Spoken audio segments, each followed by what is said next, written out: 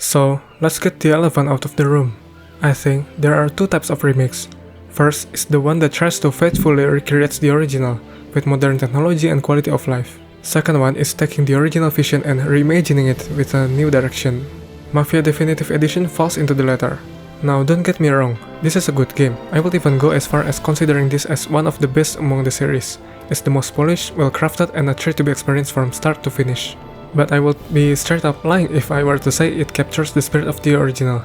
It simply doesn't, and it's okay. This remake takes a lot of liberty with the narrative, pacing, and overall structure of the mission, to the point where it feels like a completely different experience. I feel like the general approach here is to streamline, expand, and revise the overall experience, while also cutting it short. To put it simply, it's best to view this game as its own thing, before trying to compare it to the original. This time around, we are going back to the life of Tommy Angelo. Tommy is a run-of-the-mill cab driver in 1930s. He works from hand to mouth, barely enough for a living. One night, while resting, he stumbles upon a chase shootout. One of the car crashes. The passengers then ask Tommy nicely to help them escape. After the ordeal, Tommy gets rewarded very nicely, and being offered a job.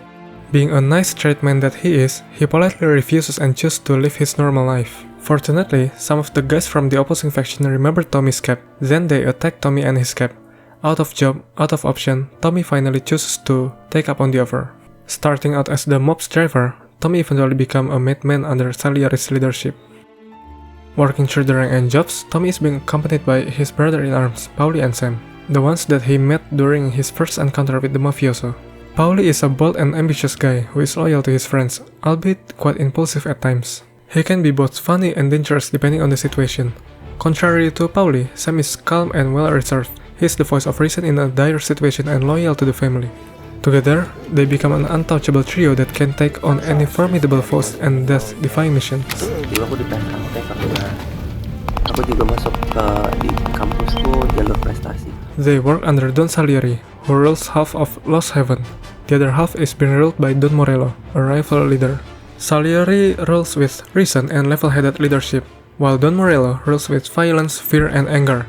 This contrast gives the illusion that you're working for the good guy on the right side.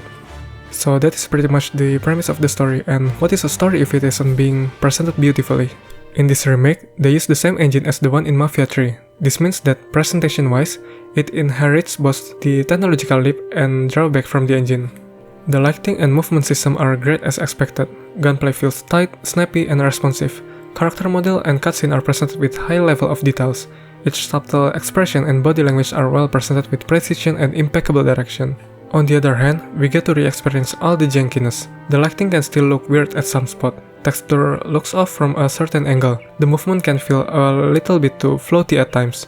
Honestly though, they are all minor gripes compared to the overall experience. The sound quality is what you have to come to expect from a Mafia game. It's incredibly immersive. Car engines, bustling streets, trains, crowd, race. It feels like you're really there. You get to listen to radio while driving as in the tradition. And there's the accent. I'm no American, so I can't vouch for the accuracy, but it sounds like a believable 1930s experience. And a bootlegging business got knocked on its ass. Oh, that fighting over booze meant next to nothing. When it comes to the world, Lost Haven is absolutely amazing. It looks great and feels grand. Driving through the street and building is an absolute treat.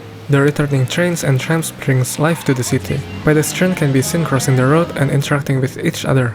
Every nook and cranny is captivating to walk around. I think the world is the absolute best part of the game, as it's always been. There's something interesting with how the UI is being presented. The minimap is similar to the one in Mafia 2, but with more polish and detail. If you set a checkpoint, you'll see a diegetic street signs pointing at the direction you want to go, same as in Mafia 3. This is a very good design choice, as it directs you to the intended destination, without interrupting the flow by having to check the minimap every once in a while. About the gameplay, honestly, it's basic as ever, man. You drive, follow some character, talk to some character, beat some guy, shoot some guy. That's it. Yes, it sounds bad, but it's quite alright when you're playing through the game. Owing to the original 2002 design, this game is filled with interesting concept, variation, and scenario throughout each level. You get to experience race, chase, ambush, brawling, vandalizing, and even some stealth. The varied concept makes each level feels interesting to anticipate. The combat system is fully borrowed from Mafia 3, albeit a bit dumbed down on some part. You can punch and counter during brawling. Yeah, I think that's about it. The gunplay is very nice though. It feels snappy like in Mafia 3. The aim and movement feel responsive. Each shot feels powerful and brutal, with appropriate enemy reaction. Nothing revolutionary, but it's fun. In terms of driving, the game offers standard and simulation mode. Standard mode is for the regular open world driving, while the simulation mode offers a driving mode akin to the original game. You can switch gear, hold clutch, required to use reverse gear to move backward, etc. The handling is more punishing. You're required to brake before a turn to prevent oversteer. I'd say that it's a very nice and immersive mode to use while driving around, but can be very frustrating during mission, especially when chase is involved. Most of the traffic laws from the original game returns. You'll be accounted for speeding, crashing, and violence. The police will give you a ticket or chase you depending on the severity of your action. This is very immersive, especially when you use the free ride mode. Personally, I use the standard mode for both driving and traffic. Some of the missions put you in a frantic situation and I don't have the patience to put up with the handling. But for a laid-back driving experience in free ride, I use the simulation mode as it engages you with the world and system. Despite having the same plot and overall narrative, this remake takes the overall pacing and storytelling into a whole different direction. In the original, the general feel of the game feels more grounded and slower. It's like the game trying to take its time to immerse us into the world, atmosphere, and how the character feels. Each scene is presented with a slow introduction, easing us into the moment, anticipation, and tension of the scene. In this remake, however, this game wastes no time. Each scene jumps you straight from one scenario to the next. There's no waiting moment or building up tension. It is like comparing a classic crime drama to a modern crime action movie. Nothing wrong with either, but it's definitely different. Illusion Softworks also took some liberty in the writing. Some are for the better as they flesh out the relationship and depth between characters. But some may be for the worse as they feel like an entirely different person instead of a reiteration of the original. Take Paulie for example. In the original, Paulie feels like Joe Pesci character in Goodfellas. Street smart, tough, funny, and dangerous. Despite the occasional foolishness, you can still see and respect him as a formidable mafioso.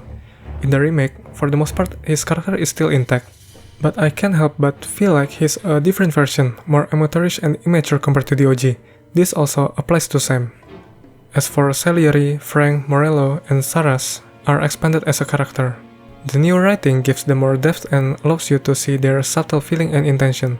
Ralphie and Vincenzo's are the one that I think doesn't change much. As for Tommy and Detective Norman, they feel like a more complete version of the original, which is fantastic. I kinda wish this applies to all other characters. Visually, I think they nailed it. Every part of the city, every section of each mission are recreated with incredible detail and atmosphere. In the original, despite being good for its time, it doesn't age well at all. So to see Lost Heaven being recreated with modern engine and hardware is an absolute treat to behold. The general gameplay is heavily improved, from simple tasks like walking, running, to brawling and gunplay, all of them feel great. The problem is that they cut down a lot of sandbox elements that make the original unique. For starter, you can't enter train and trams anymore, they're just there for decoration. No more moving bridge, when you fill in gas, there's no animation for it. During missions, there's a light sandbox element in the original. You can kinda find your own way to finish a mission, despite not being that open. But in the remake, they make it extremely linear. Ultimately, I think Mafia Definitive Edition leaves a lot to be desired as a remake. It has a lot of missing features and misdirection in its execution, to the point where it doesn't feel like it's carrying the original spirit. As a standalone though, I would say it's pretty good. You get to experience a thrilling Mafia story with a well thought out character and solid gameplay. It doesn't waste your time with bloat, giving you a compact experience from start to finish. So yeah, recommended.